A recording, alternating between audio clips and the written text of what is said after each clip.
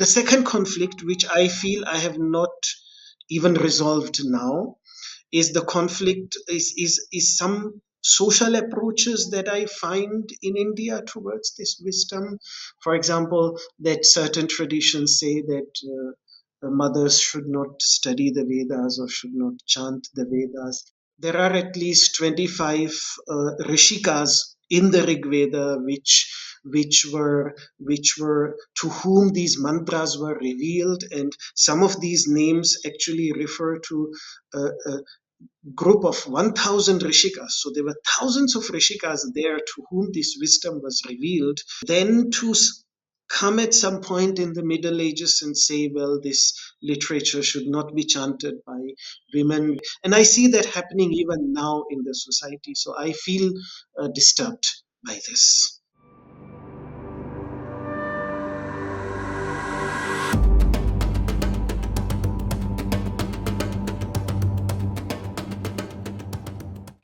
Hello, everyone, and welcome back to the Free Radical Podcast. Today, I'm thrilled and very happy and honored to having had the chance of talking to a very special friend, scholar, devotee, Vaishnav, Sri Siddhartha Krishna.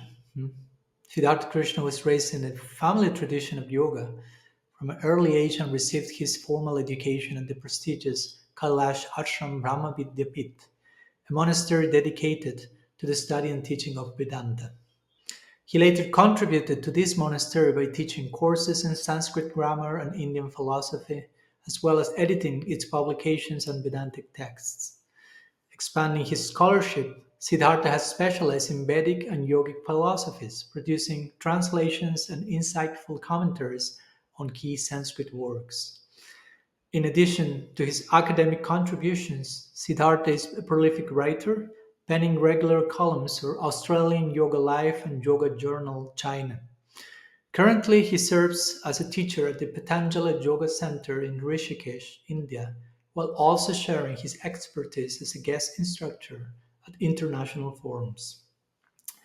We had a very insightful, deep, profound, broad conversation about topics from his own childhood in India, his influences with European knowledge and culture, his so many things, so many things we talk about monasticism, about strugglings, different struggles in understanding Shastra that he had, that all have the passionate spirit to inquiry after the truth, the passionate spirit we have to have in terms of being a well wisher of everyone, how Advaita Vedanta relates to theistic philosophy and thought, how to apply and teach and share ancient wisdom traditions in the contemporary world, how to integrate secular disciplines with the Vedas, and so on and so forth. So much. So please don't miss this conversation. I'm sure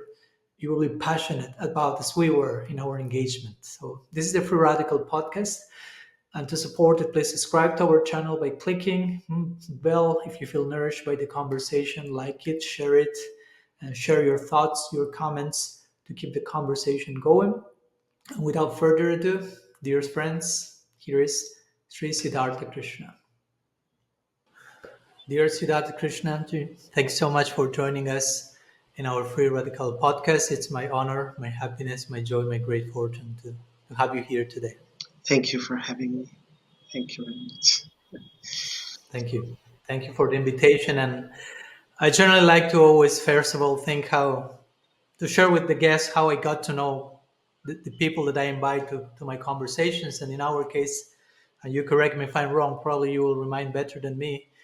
But of course, I came to know you personally a few months ago in Ananda Yes. Dam in Switzerland, right up in the Alps, very beautiful mystical setting.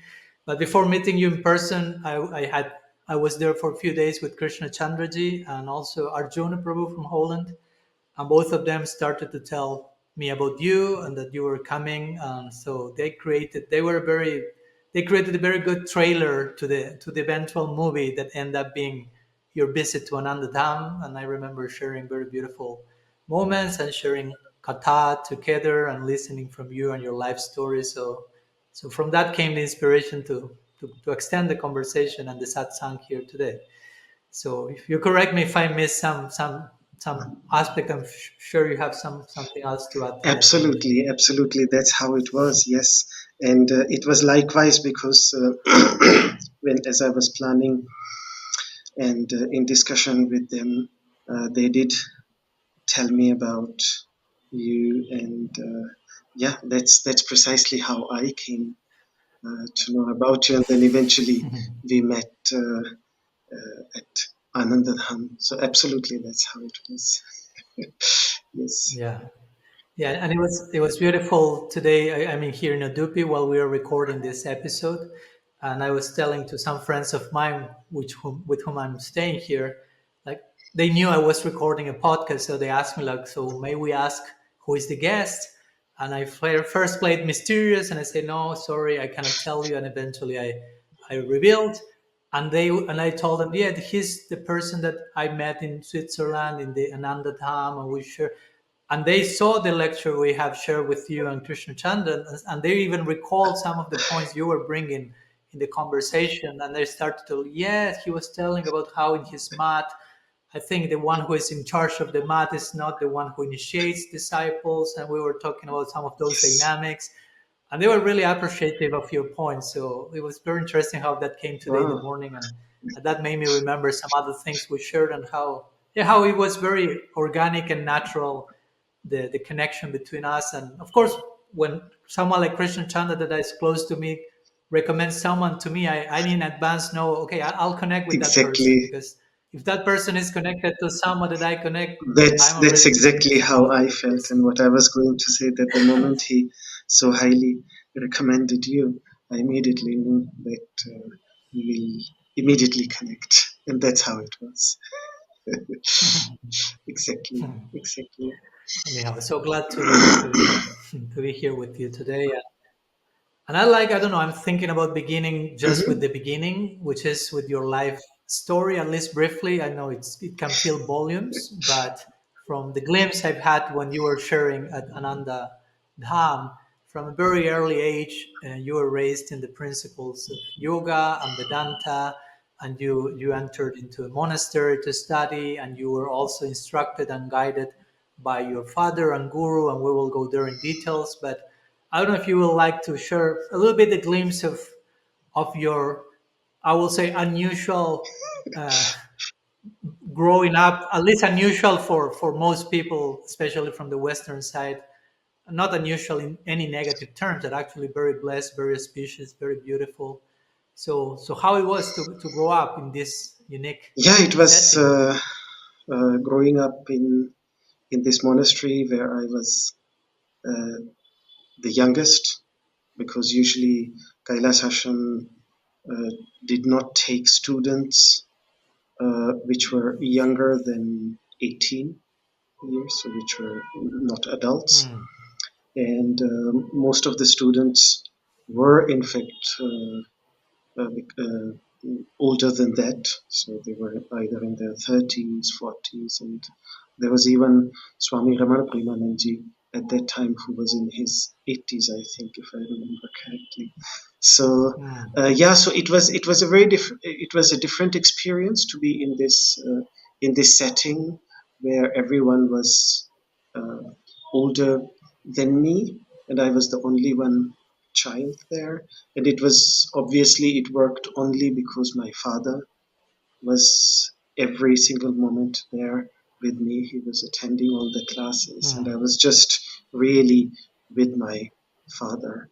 So, and he was helping me on every Hmm. step, making sure that I'm understanding what we are studying, discussion, making me learning by heart. So he was a constant guide Hmm. there in that in those, especially in the first uh, year. So I was there for 19 years. The first 12 years was part of the course, and the remaining years I was either working in the publication department, writing books, and editing, proofreading scriptures which were getting published. They had a very active publication department, and yeah, the last 4 or 5 years I was teaching there as well, including a commentary that I had written myself on Panini's grammar. So I was teaching it there Mm. to the students as well as other subjects. So yeah, so it initially for the first 12 years, or at least 10 years, he was always there. I was rarely there on my own. So yeah, so that was a big, till I was 18, I think, till I was 18 and 19, he was always there. Every single day he was there. So it was possible because of him. And because he was Yeah. always around, it felt like home. And it eventually became like my second home in Rishikesh, apart from the home where I grew up, where I'm sitting right now. Yeah. Yeah. Yeah. You started studying Sanskrit with your father, Guru. At which age you told us in Ananda Dam, Yeah, a very early age, and you started yes, memorizing yes. the He Bhagavad asked my Gita. mother to. So that was already when I was 4 and a half, a few months before my fifth birthday. I have a very clear memory of that. He asked my mother to teach at least, to make me learn by heart at least one verse every day. So by the Krishna Janmashtami of 1985, which is few months before my birthday, I was already uh, yeah, I was already I was already chanting the entire second chapter by that time. So yeah, on Krishna Janmashtami, that was, I think, my first uh, chanting in front of a big group of people who had come together at one of the ashrams in the higher Himalayas, around 200-300 people, and I had to chant. And if I remember correctly, I think I did chant the second chapter only up to the 70th verse. So still the last two verse I had not learned by heart. So I was just in the second chapter at that time. Yeah. Okay. So Okay. Yeah. Yeah. I remember what you told us in Switzerland, that how when one is very young at your age, 4 or 5, is an ideal time to yes, that memorize and is learn by heart things, despite you don't have the capacity to yes, understand those things. But they know the criterion is, okay, better get the information already inside, yes, so to say. And eventually, when the capacity for memorization goes down, you develop your capacity for understanding what you yes, already learned yes. by That's heart, that's right? absolutely the idea that the child's mind is so fresh and sponge-like that it really any information that is provided without understanding, and because the capacity to understand hasn't developed, then but the capacity to Yeah. memorize is very, very strongly present. So yeah, yeah, Yeah. that was yeah. Yeah. which is which is itself makes me think that, okay, now we are no longer children, we cannot have that capacity, but somehow or other every tradition teaches us you have to learn to remain a child in one way or Yes, another, no, at least yes. willing to learn and willing to absorb in Yeah, some it way comes or another. beautifully in We one have of to the remain being Upanishads, in children, the no? Brihadaranyaka Upanishad, that Pandityam Nirvidya, after acquiring all the Panditya, which means all the scholarship, then Nirvidya, then uh, Yes. practicing non-attachment towards that.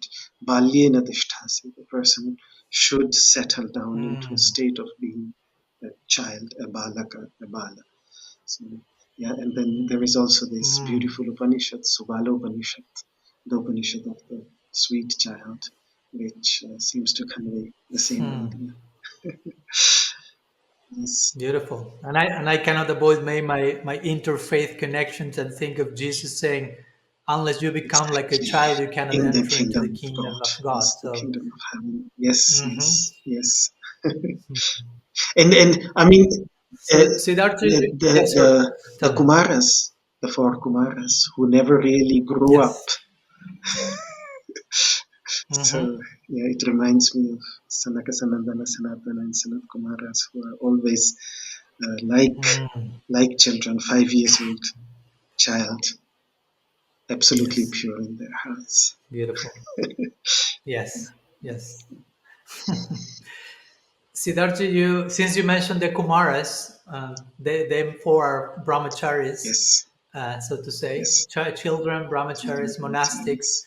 and you yourself are a brahmachari. You have been brahmachari all your life, basically, Naishtika brahmachari, what we call. Uh, so, in connection to brahmacharya, you have lived in the monastery. In my own way, I'm a sannyasi and also have had my period as a brahmachari living in monastery. So, nowadays, in the current times we live, both in India and outside of India, I will say, I mean, some people believe that monastic institutions, like the ones you were trained in, are losing relevance now There in the is a modern lot of world. So, disturbance, and your sound is getting prolonged, and I'm finding it very difficult sorry. to understand what you're saying. So Okay. Can you listen to me now? now it's better. Now it's clear again. Okay. Yeah. Okay. I was saying that Hmm. you were raised as a monastic. You have been studying in monastic institutions. And nowadays, many people, whether both in the West and in the East, may think like monastic institutions, like the ones you were trained in or like the ones I've been trained in, are somehow losing relevance in the modern world. So I would like to ask you: do you think they still have a vital role to play? No, and if so, how? No, both monastic institutions and also the relevance of monasticism in this age. What has brahmacharya to offer, so to say, to the modern world? So one thing that I have to say in my case is that both of my parents were with me in the ashram. So even where I grew up in this Hmm. ashram, which I refer to as my home, it is still an ashram, and my mother Yes. was here, my father was here, both of them were with me. So I was not away from my parents. So it was really still a Mm. very home. It felt absolutely like home. And the same thing that when I went to Kailash Ashram, uh, because my father was always there. My mother rarely came, but my father was always there. So it was that home was there with me. That feeling of home was there Yeah. with me.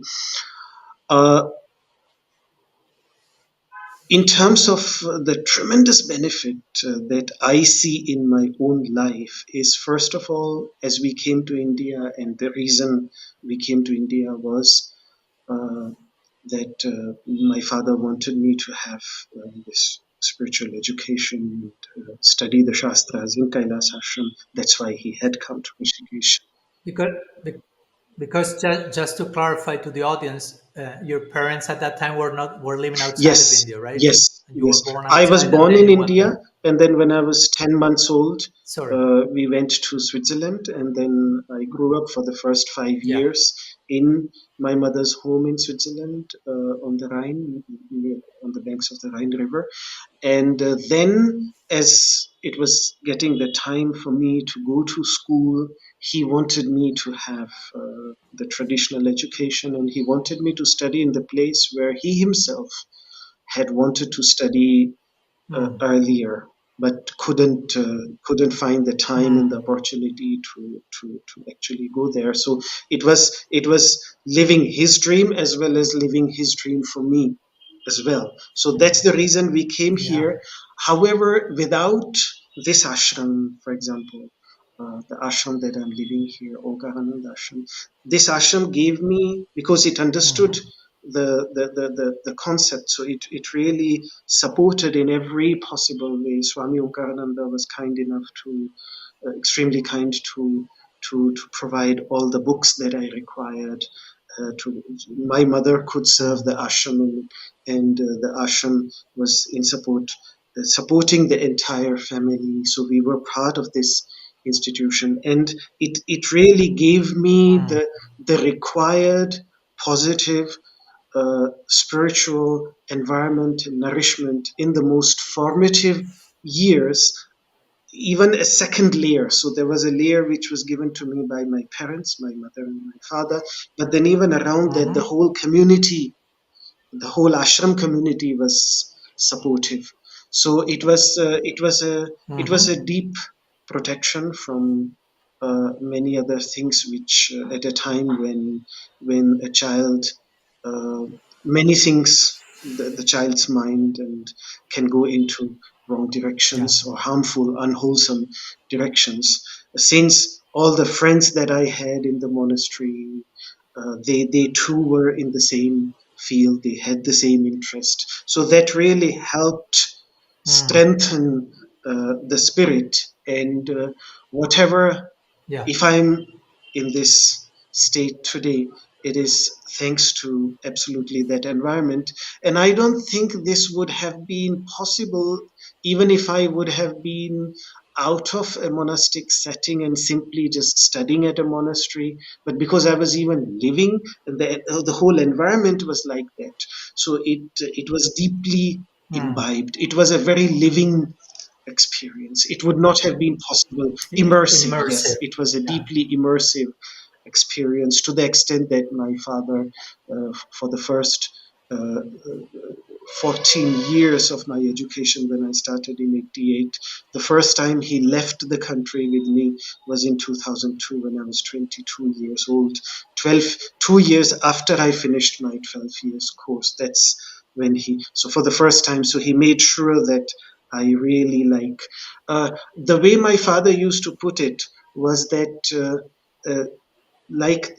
it may feel restricting, but this is precisely what nourishes like the womb of the mother, which initially, of course, it's Hmm. a place with tremendous restrictions, but it gives the baby the opportunity to be fully ready, strong enough to then face the difficult circumstances and environment of the world out there. So it sort of provides that Mm. protective environment, especially in the formative years.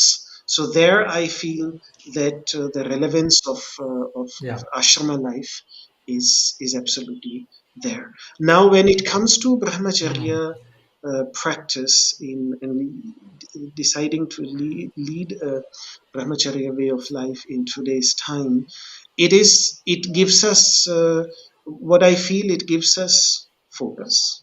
First of all, focus and the capacity to focus in the sense that we don't have to worry about taking care of the family. So the whole society becomes like a family. So instead of having to work for a few members that I feel responsible for, I'm free to dedicate my service, offer my service to the wider society. Mm. This would Mm. be quite Mm. challenging. For example, what I'm doing right now, traveling around the globe, sharing whatever I know, and Mhm. without any expectations. I mean, that's part of the learning that it has to be done absolutely without any expectations. So it's only possible because I don't have to worry about about about family, except then my mother, and earlier it Mm. was my father, but otherwise no. So I can do it very selflessly. I just, as long as I have my own food and a place to sleep, that's it. That's all what I need. I don't need more than that. Mm. So it can be Mm. done with that complete focus, and it makes it easier for us to focus. So I can't see this happening without leading Nashtika Brahmacharya, Brahmacharya way of life. Yeah, Mhm. yeah. And I think that was the whole Yeah. idea, Thank that a person left you. Mm. their family to serve dharma, to serve jnana, to serve wisdom, to serve the Mhm. society, the bigger society. That is what the acharyas did when they decided not to get married Mm. and not to settle down with a family, so that they could benefit, they could, Yeah. yeah, serve. Yeah. Yeah. Thank you. I think it's important what you mentioned because sometimes also brahmacharya or a life of renunciation or can be seen as some form of spiritual bypassing also like you are not taking responsibility and just living things but actually the ideal scenario at least in my opinion is as you're saying you're somehow not entering as a monk family life but with the purpose of expanding the sense of family life and reaching the with the spirit of Vasudhaiva Vasudhaiva Kutumbakam, Kutumbakam, right? precisely. The whole world is family. So it's not about not taking responsibility, but taking more Yes, responsibility exactly. in one That's sense. And not to yeah, downplay family life. If someone is a absolutely, grihasta, and there's lots of beautiful experiences and lessons to take responsibility, do sacrifice, be selfless, dedicate absolutely, yourself. And a brahmachari, a sannyasi, is doing in a that in a different way. different way according to their Yes, nature, right? Because I'm also try always to make that point. If you don't have a monastic nature, it may be absolutely, harmful. Try to push yourself absolutely. towards a life that is not suiting your Absolutely. The adhikar, call let's say, right? should be absolutely from within, if at all. And this just reminds me of one such a prominent personality, Shankaracharya himself. He, uh, according to some traditions, he insists that if a person renounces their family, leaves home, then they should ask two people, their mother and Krishna, because Mm, Krishna does not allow you to mm, run away from your responsibilities. If the spirit behind mm, sannyasa is mm, to run away from difficulties of life, dukkamityeva yat karma kaya klesha bhayat tyajeti. If someone renounces out of fear for mm, difficulties, then he clearly terms it rajasa renunciation and says naiva tyaga phalam labhet. It has no spiritual, it has no result mm. in terms of spiritual development. That is so he Yeah, absolutely, that's the whole dialogue. Arjuna wanted to varam bhaikshama bihaloke, he wanted exactly. to That's what I'm run thinking. away from his duties, and Krishna Exactly. completely opposed that. So Krishna does not, Hmm. if you ask Krishna before you leave your home, one thing that becomes very clear, uh, asking Krishna basically means to see whether you're leaving home is in accordance to where he permits renunciation, and if it's not in accordance, then not to do such renunciation. Yeah, And yeah, the second thing, Shankaracharya, yeah. despite having left home, he promised his mother that the day you need me, I will I will immediately come back. He came back. That's why he was excommunicated by his clan, because it was unacceptable to them Hmm. that someone would come back to his mother and serve her in the last days of her life. Mm, So he really mm, set a beautiful precedent there against the established idea of sannyasa. hmm, Yeah, so that's I think tremendously important to even hmm. after becoming taking Yeah. sannyasa, our responsibility towards our parents, one thing, and that's where my teacher in Kailash Ashram, the 10th head of Kailash Ashram, was very adamant. If anybody sort of said, why Siddhartha, everybody else in Kailash Ashram is sannyasin, because all the other students were all in orange cloth, and I, as you can see, was not in orange clothes. So this often came up as a question. And then my teacher used to say, because he has to take care of his parents. And he himself did Mm, not take mm, sannyasa till his mother was alive. He only took sannyasa mm, after she mm, passed away. And yeah, mm. yeah, Thank you yeah, for that yeah. point. Yeah, yeah. In one sense, it makes me think also, as you mentioned, Shankaracharya, I'm thinking about Sri Chaitanya Yes, in our tradition, who also was a sannyasi. But, and despite he honors some of the sensibilities of the time regarding how a sannyasi is supposed to behave socially, he always concerned about his mother and sending messengers and food and people that will give news about him to her. And so it's not that in the name of detachment he became, let's say, yes, inhuman. No, because there comes also this thing that, okay, being sannyasi, being renunciant, may border indifference towards other people and relationships, and that can in itself become a form of yes, spiritual yes, and bypassing again. As you mentioned, as you quoted, Arjuna in the Bhagavad Gita wanted to run away exactly. from the Yes, from the battlefield. No? And the living home, as you were saying, the living home is only approved by Krishna. It's only legal, the living home, as much as you are entering a bigger exactly, home, exactly. right? Sarvabhuta hite rata. It's not about It's leaving for home. Sarvabhuta hite rata. It's for that. It's for that. It's for that. Yeah, And yeah. I remember you translated that particular line from the Gita very uniquely. Can you yeah, translate that to be line in your own words? engaged What's Sarvabhuta passionately Hiterata? engaged in the well-being of all beings, because that word rata is related to rati, which is Mm. ultimately passion. So he really, the expression that he uses, often translations miss that point. It's not simply engaged in it, but Mm. there is a sense of passion about it, really to be passionately engaged Mm-hmm. in that.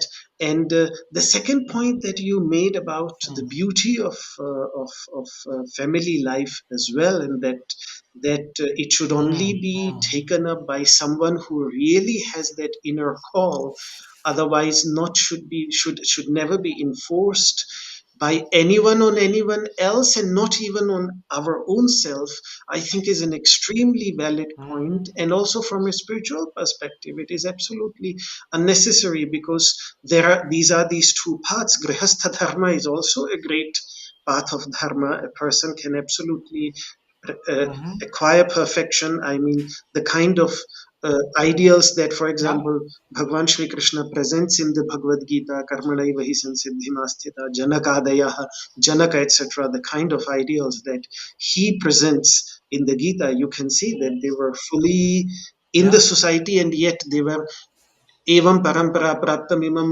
rajarshayah viduhu. He uses that word rajarshi. And it reminds Mm-hmm. me of a Mm-hmm. very beautiful dialogue that I read many years ago in the Rig Veda, a dialogue between, I think it is sage Agastya and his wife Lopa Mudra. And it's an intimate dialogue which was overheard by a student sleeping outside their room.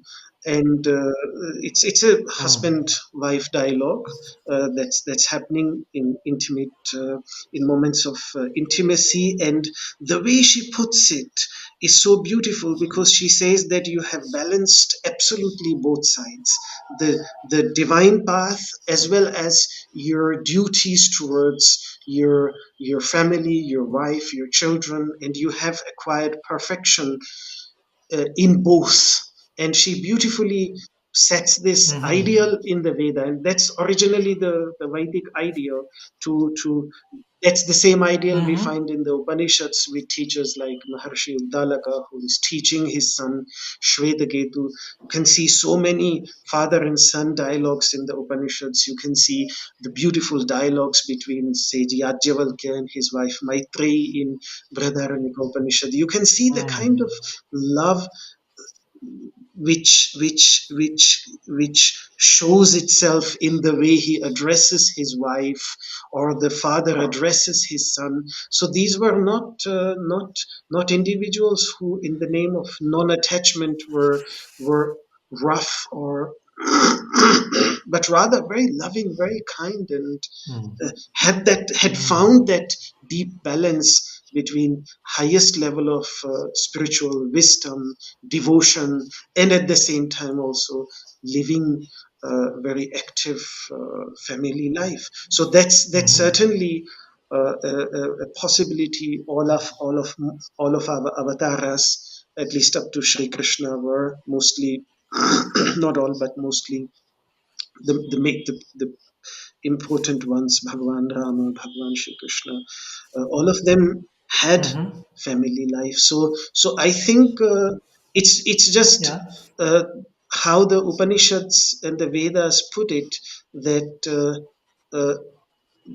to put it, to give complete freedom to an individual, that if a person feels that his heart is drawn to the world, then he should not feel that by going into the world he is getting away from the spiritual path. And if the call within is to Mm. dedicate your life absolutely for the bigger benefit, for serving the society, then that should also be supported. I think both both are absolutely acceptable, equally respected. That's at least the approach that we find Mm-hmm. in the Upanishadic teachings. Yeah. Yeah. Like I like to remind the people I share with, like we will also in our tradition speak in terms of Yes, grihasta ashram, right? yes, Sannyas ashram. So yes. it's an ashram. Ashram is a shelter. So it's not a dark No, hole that you need to read or get rid of as soon as exactly. possible.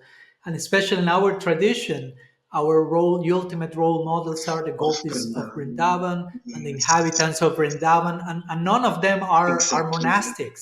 So exactly. sometimes I joke with the members of my community, like, okay, I'm monastic now, but if my ultimate goal of life is to enter Vrindavan, better I don't get too much attached to my monasticism, because nobody is a monk there. So, so in connection to that ultimate goal, my monasticism is Yeah, an yeah, upadi yeah, somehow that yeah, eventually I shouldn't over exactly, identify with. exactly. But I appreciate your emphasis on family life being, I mean, spiritual life is not a living family life. Family life is not getting away Exactly. from Yes. spiritual life. It's an integration. I like always to speak in terms of Yeah. integration and Transcendence, transcendence, integration, and even as transcendence. Yes. integration, not transcendence But as as an rejection integration, or indifference. But why not transcendence as integration. Beautiful, integration? beautiful. Absolutely Yeah. agree. Yeah. Yeah. So, and I also appreciated what you mentioned a few minutes ago regarding your training as a brahmachari in terms of the restrictions that were there, but how a restriction also can facilitate a certain experience. So a restriction is for me kind of a perimeter you put, like a context, Yes. like and in that context, certain things can grow and you are protected and you are nourished. So restriction do not No. necessarily mean No. repression or No. negative limitation, but a proper perimeter that will facilitate a certain Yes. training and experience. My father So often. so I appreciated that point because Yeah. again, Yeah. from Yeah. Sorry. yes, Sorry. yes, No. Please. No, no. So no, no, yeah. tell me, So tell what me. I was just saying is that my father used to give this example of a fence around uh, a, a plant. So you need to put Yeah, a fence around it, and then as the plant grows initially in its formative years, so that it doesn't get eaten away by the roaming cows or goats or buffaloes. And yeah, once it has become big enough, then the fence becomes yeah, unimportant. and Yes, rooted enough, exactly, right, as exactly, well. exactly.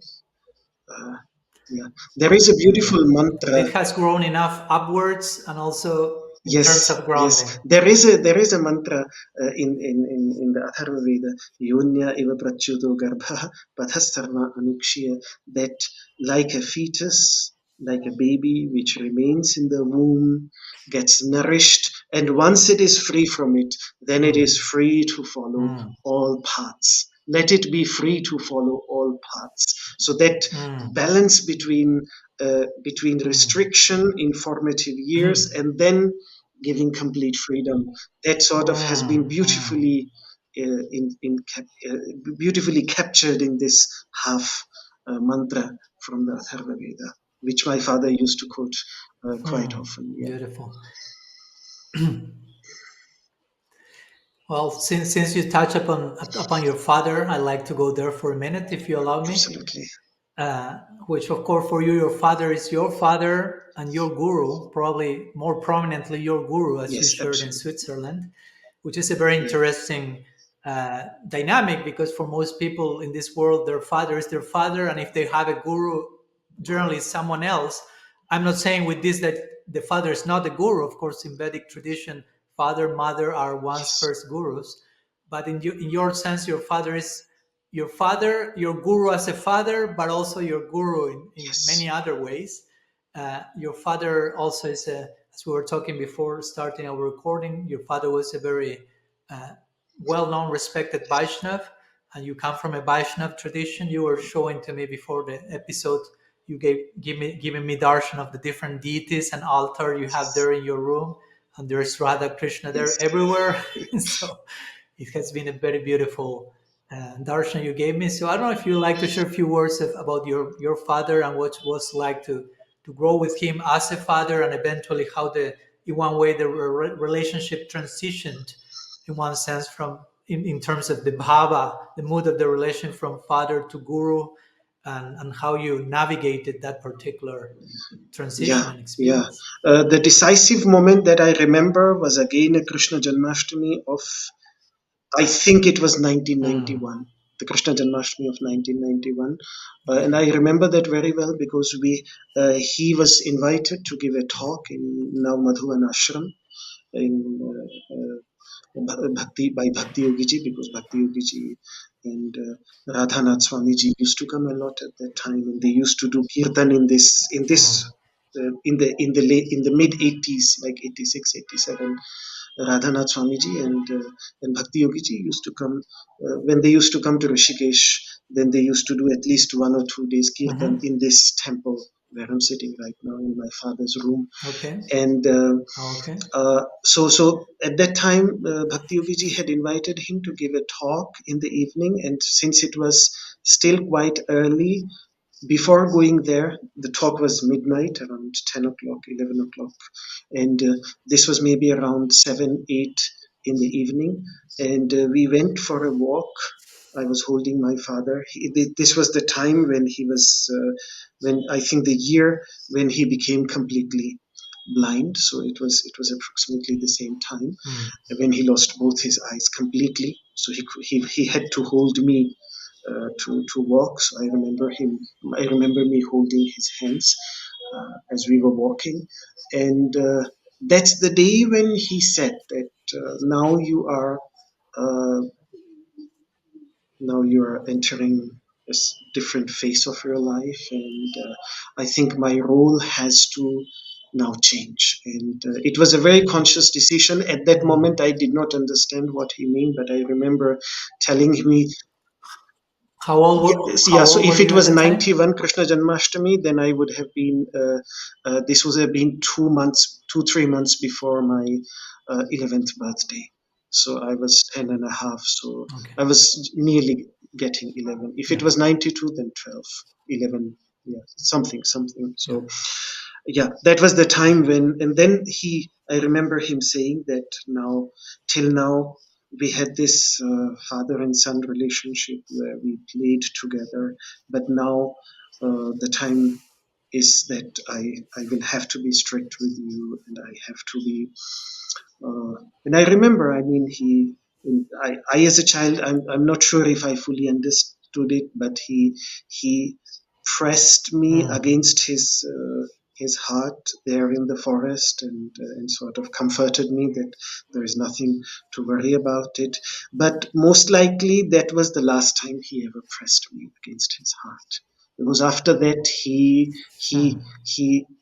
some there was something which slowly the change was it was not radical, it was slow over the very Okay. slow over Gradual. the Okay. years, and more and more even he removed addressing Pitaji.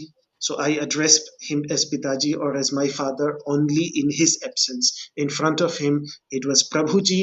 If I was referring to him to someone else, then it was just my teacher, my guru.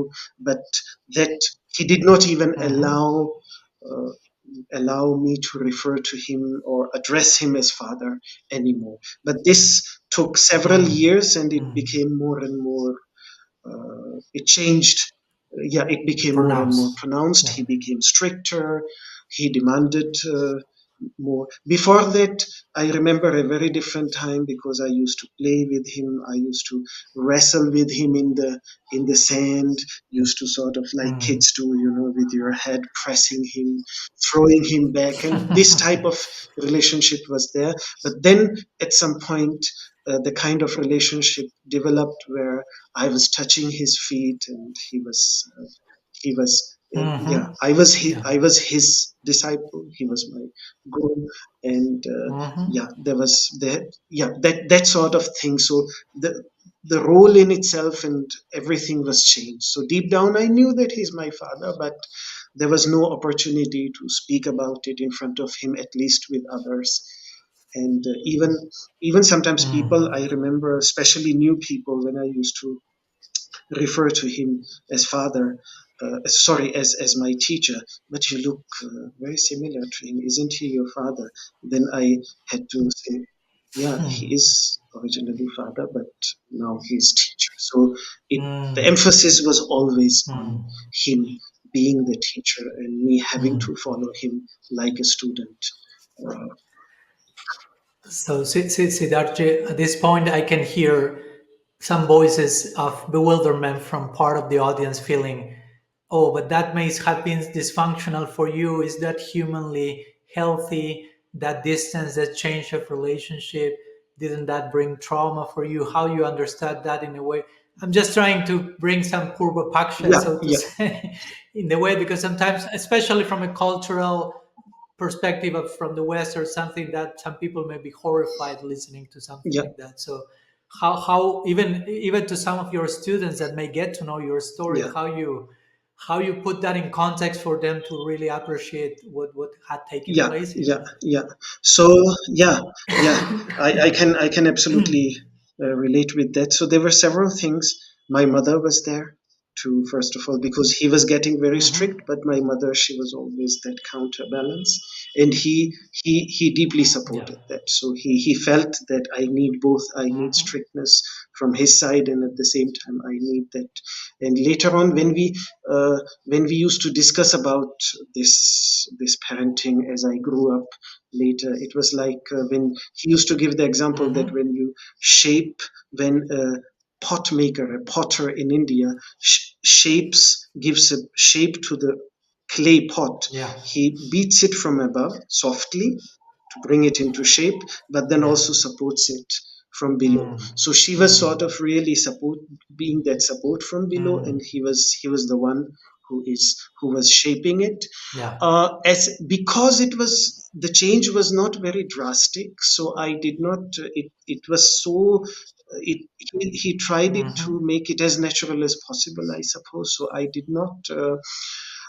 I did not really. I was just flowing along, and of course he was at the same time very loving, and he also would explain things in great detail, would take a lot of time to explain things to me, discuss things with me, and make me understand Mm. it, and I did have absolute trust with me, and I had a lot of trust on him, and my mother also, if when I talked to, because my mother was also understanding and supportive, and then I said also the entire environment, so I could get a sense that because everybody feels that he's doing the correct thing, he must be doing the correct thing.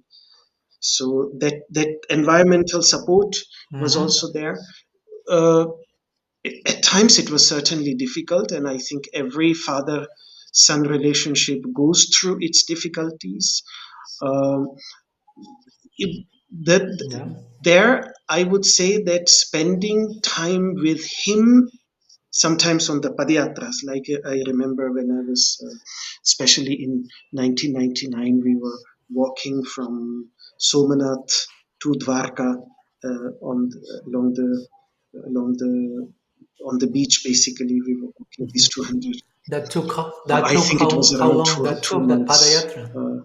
We were the whole of Hmm. we were on New Year. We were in Porbandar, so Porbandar was in between. So I think most of Mm. December and January we were on this padayatra, Mm.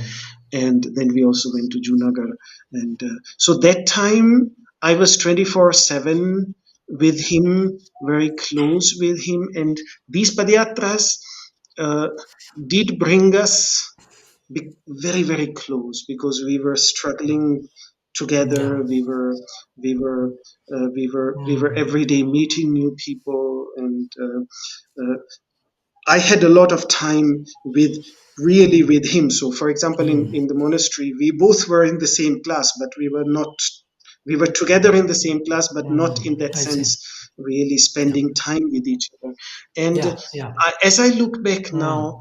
these uh, these journeys that I used to have, these yatras which I used to have with him, they did help me understand him uh, better.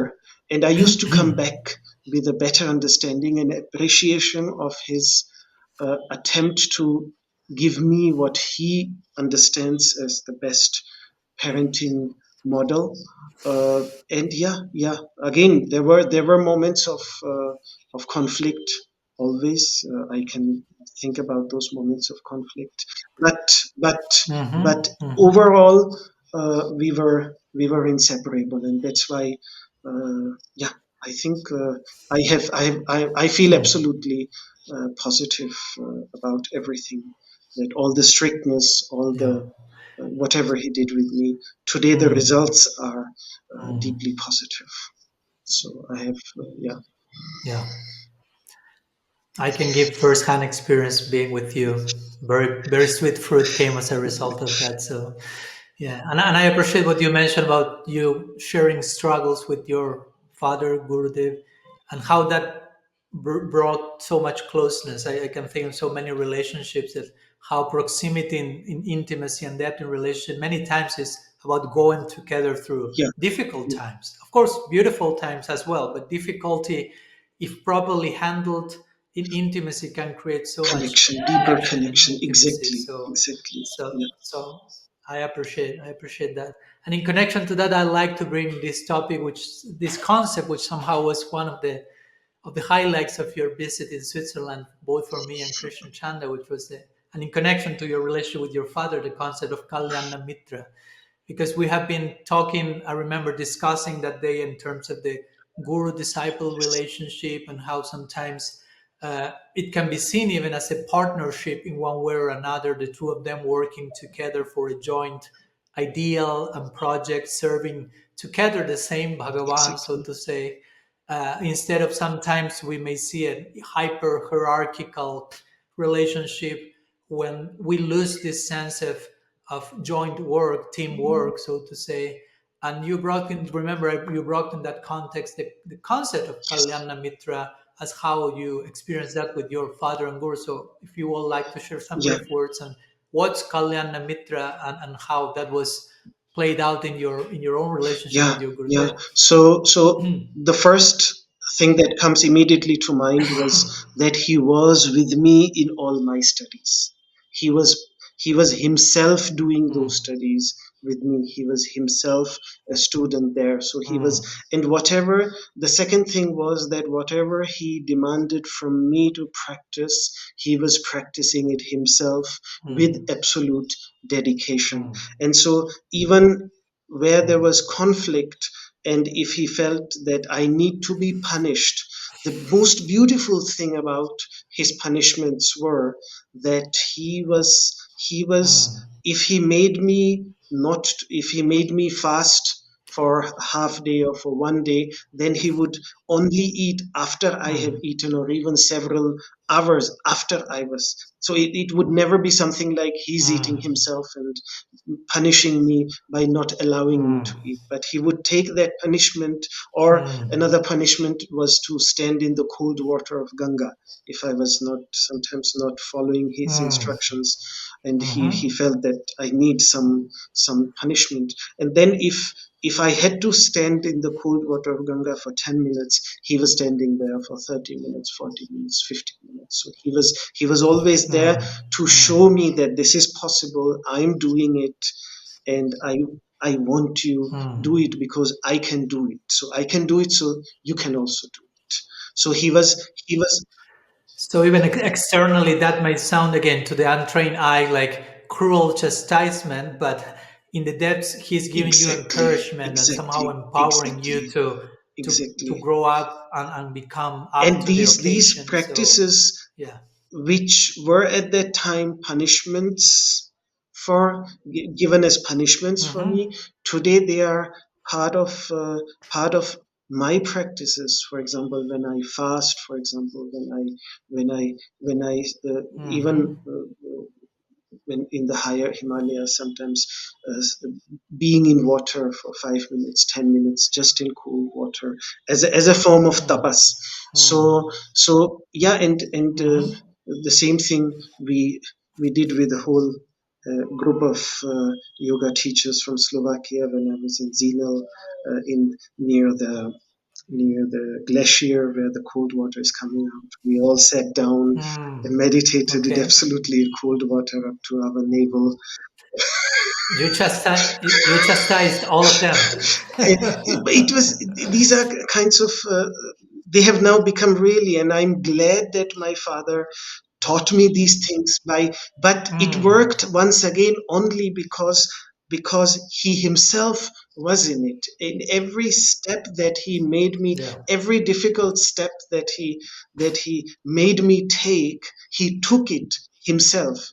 If I Mm. was doing padayatras, he was with me in those Yeah. padayatras. So he was with me in the boat at all Yeah. times, and that is what I understand as Kalyana Mitra. So I just had to have faith. And his His affection was affection was there always for there. you, It right? was undoubtedly Because if there. all those Yeah, punishments yeah, will be there without absolutely. affection, they will create a very Yes, different yes, effect, yes. right? That love at the end of the day, it was clearly there, clearly there, and it was there till the Hmm. last moment of his life. I could feel Hmm. that. That's why I grew being so deeply attached to him, and spending so much time with him as well. Hmm. Yeah. Yeah. So Kalyana Mitra, you will translate it friends on the path of Yes, yes, auspiciousness or something yes, like that. yes, yes. Yeah, friends on the path of finding inner peace, inner calmness. The word kalyana Mm-hmm. is a very interesting word because it's somehow linguistically related to the Greek concept of kalos, the beauty. Socrates talks Mm. about it, and if you find it also in the Ishavasya Upanishad, yatte kalyana, kalyana, kalyanam yatte rupam tatte pashyami. There the word kalyana. Mm-hmm. So Mm-hmm. kalyana has that sense of inner happiness, inner calmness, the state of absolute inner Mm. calmness, and a friend on that path to show us which Mm. course to take. So, as a you can call it as a guide on that path of inner peace, inner Mm. calmness. Yeah, yeah, yeah, Yeah. yeah. Yeah. Thank you. Since you invoke Socrates, let's take a shift toward some bridge in between East and West, because you Yes. have had a very Hindu traditional bringing up education in the ashram monastery with your Mm-hmm. father, Mm-hmm. tapasya, Mm-hmm. padayatra, study of the Vedas, Sanskrit. So in one sense, you have a very traditional Hindu Vedic education, but at the same time, you spend time as a child in the West. You have been spending time as an adult, traveling, sharing your knowledge. You have interacted with the Western mind, so to say, considerably. I've been hearing some of your lectures apart from the time we spent together personally, and I see you referring to, I don't know, quantum mechanics, and now to Socrates and modern psychology and findings here and there. So I'm thinking about how do you navigate the complexities of teaching ancient spiritual traditions from India, so to say, to audiences in the West, as you do, where many times cultural, historical contexts are vastly different and are also deeply influential in how people uh, have an experience, how people see the world. No, sometimes there is some tension between adhering, so to say, to traditional interpretations of sacred texts, indeed, and adapting them for modern times. Also, so you as a teacher, where do you personally draw the line? Also between, I don't know, tradition and innovation.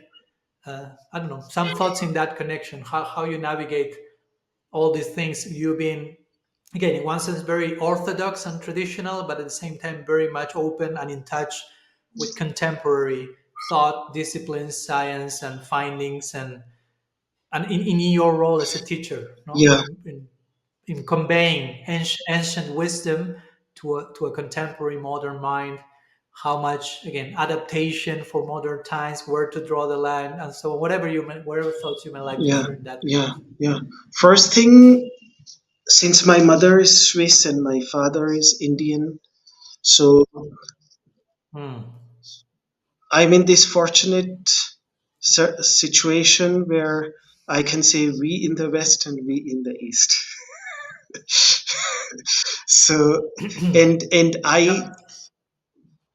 witnessed the conflict between both of them because my father came from a Mm-hmm. very traditional Eastern background, and my mother clearly growing up in the West, despite her tremendous interest in Indian spirituality, in yoga, and all of that. Still, she grew up in that. So I sort of always uh, found, even in their conflict, I found points where I felt that they are actually saying the same thing, just in different words, and just the approach is the same. And Mhm. by trying to highlight the point of similarities and really bring them forward into awareness, and then uh, seeing the dissimilarities or opposite views as obviously, because every individual will have their own.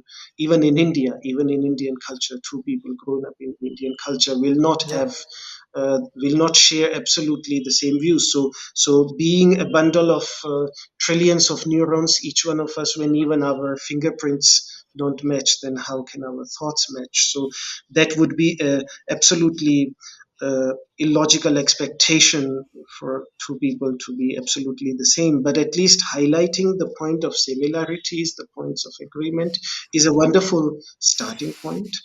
That is one thing, and the second thing is that I was blessed by teachers who, in their spirit, were open. My father, because of spending time with Vinoba Bhave, the spiritual successor of Mahatma Gandhi, his father having spent time with Mahatma Gandhi, so there was already an environment of tremendous acceptance of other religions, other views. My father, for example, after I completed my 12 years course in Kailash Ashram, he made me read the entire New Testament to him.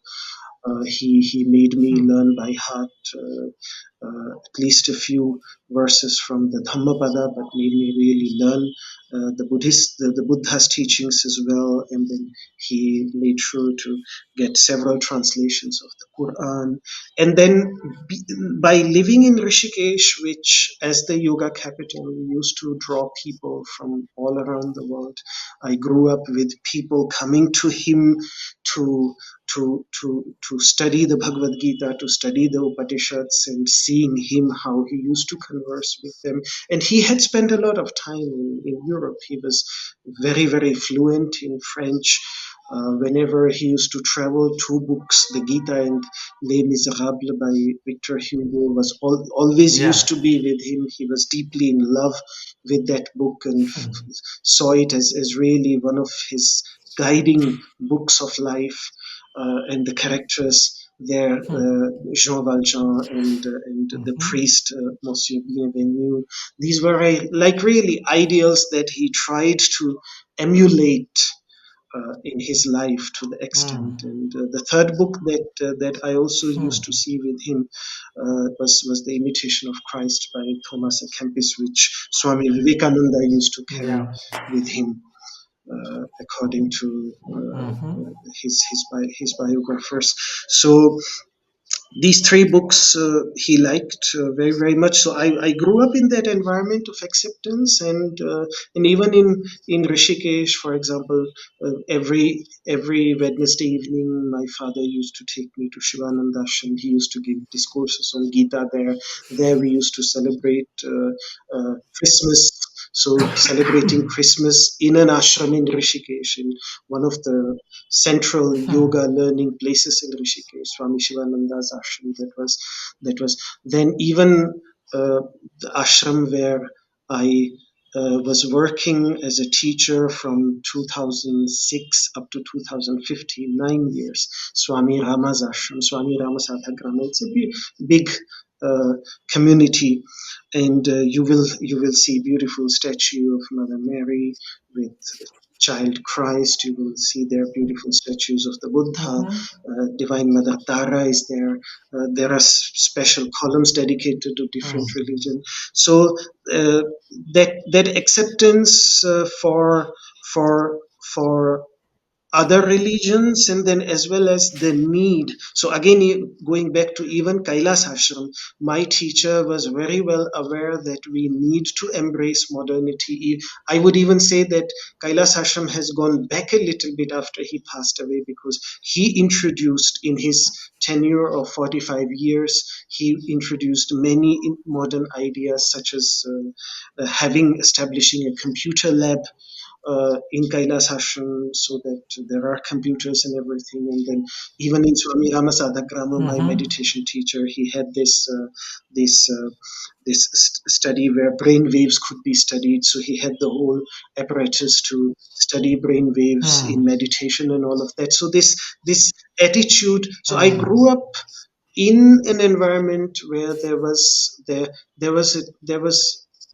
openness for other religions as well as for modern ideas. The only where modernity had something to teach, like science, Mm-hmm. in terms of science, in terms of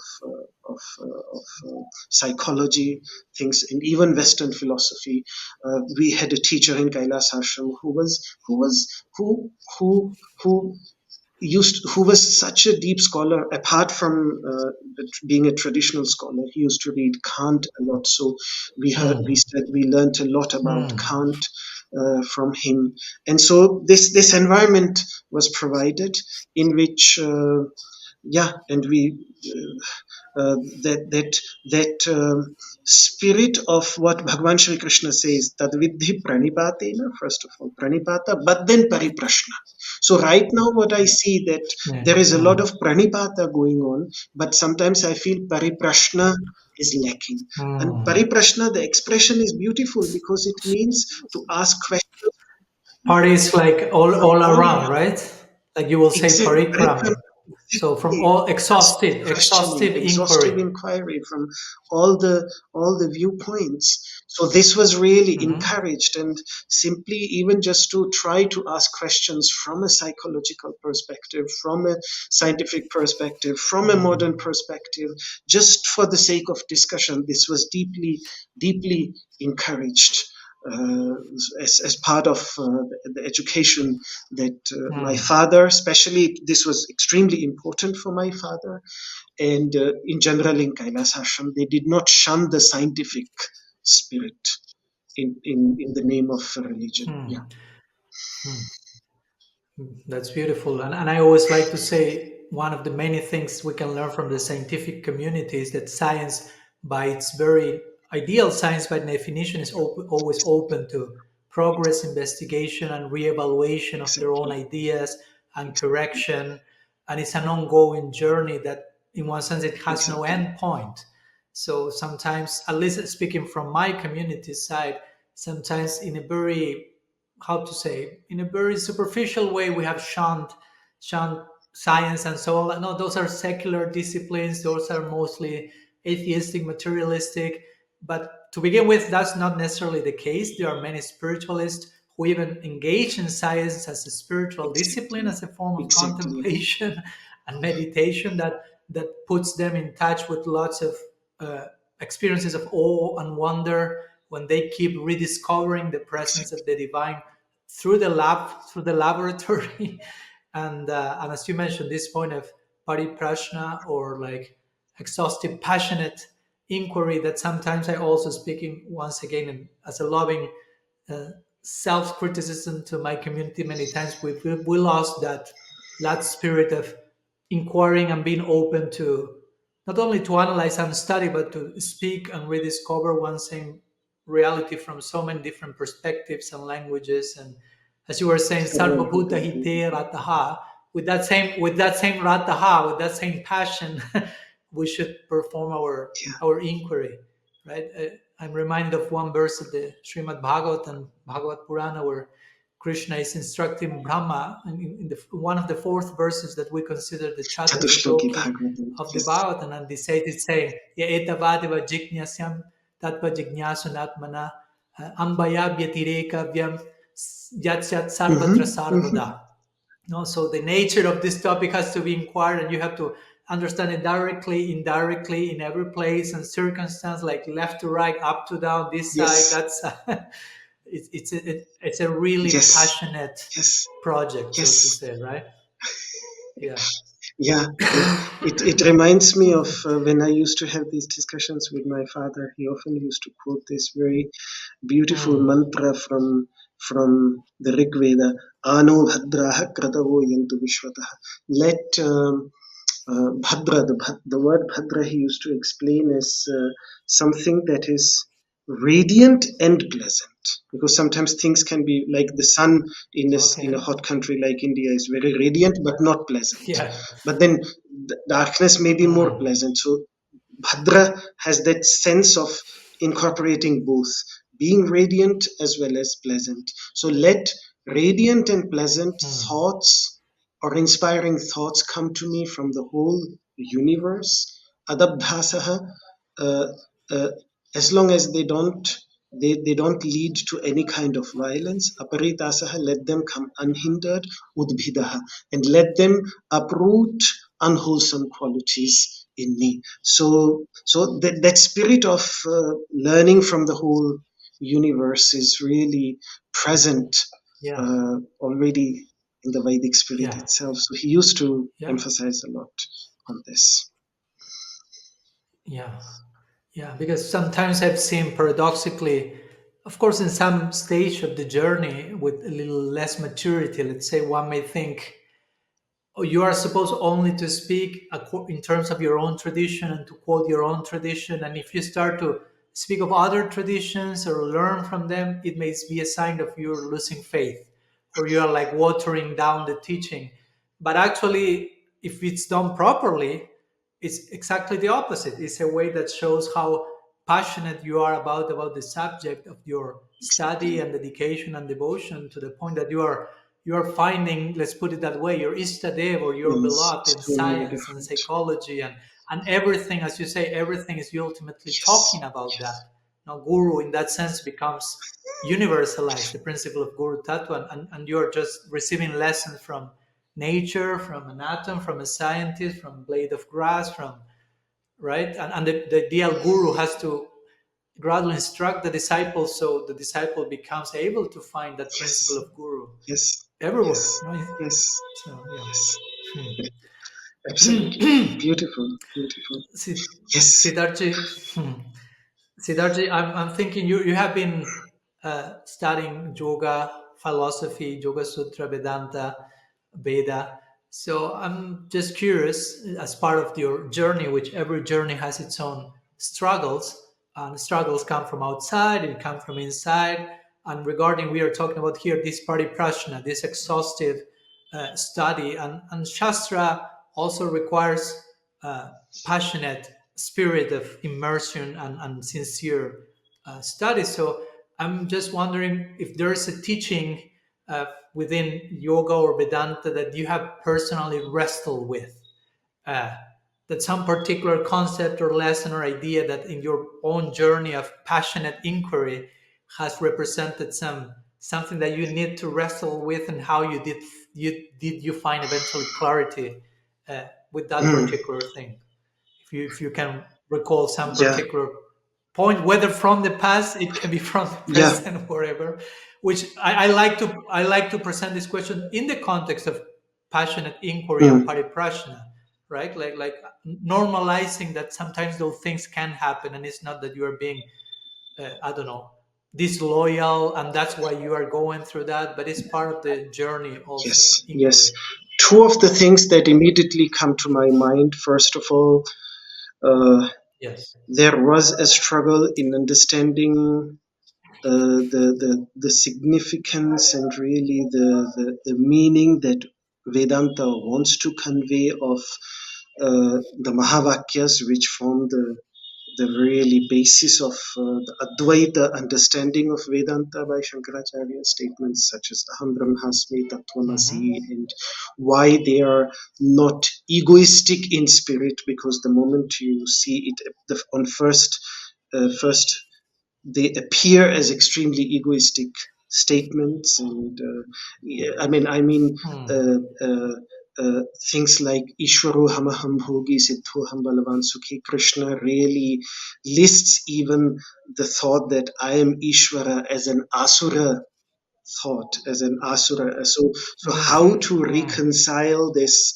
This, mm, what on one side is mm, understood to be the highest understanding, and then why it is not egoistic. So that whole Tvampadartha Shodhana and understanding the fundamental difference between Aham Brahmasmi and Brahman and Ishvara. This took several years, and I remember I mm, struggled a lot, and I remember one of the reasons, if it would not have been because of my father initially, because I came from a Vaishnava background, in Switzerland, the only place where my father used to take me either to the ISKCON in Zurich, or to Omkarananda Ashram in Winterthur. So the environment which I grew up, even as I said, after coming to Rishikesh, we used to go a lot to now Madhuvan Ashram. So coming from that Vaishnava background, and where these teachings are seen, in fact, as egoistic teachings. So that mm, conflict lasted for quite a long time, till I really uh, understood the importance of Tatpadartha Shodhana, Tvampadartha Shodhana, and how gradually then I mm, realized that they are not saying I'm God, but they are really saying something far deeper than that.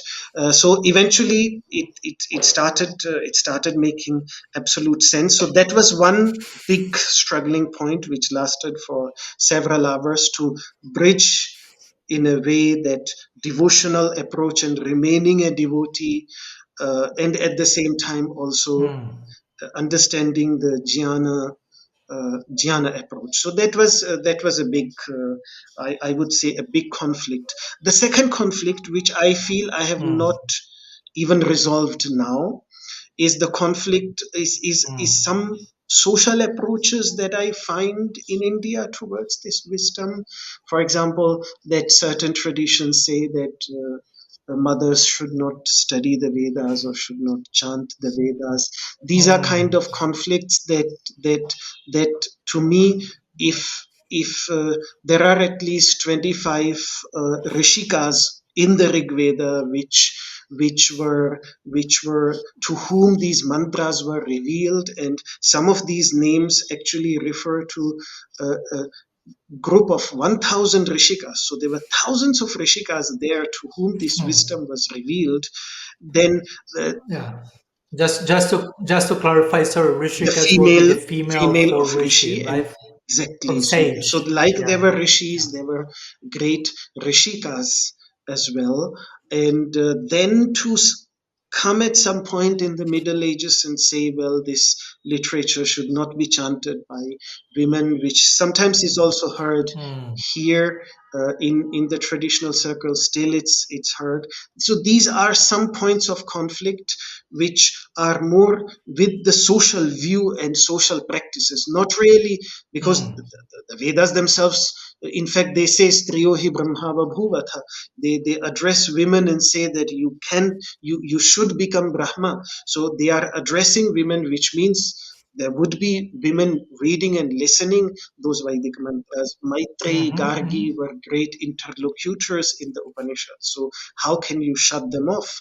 Yeah. So that thing, and people just don't accept it. They say no, no, no. Those who are sometimes, so Mm, that's these are some. This is just one example, but similar examples like yep. even against untouchability.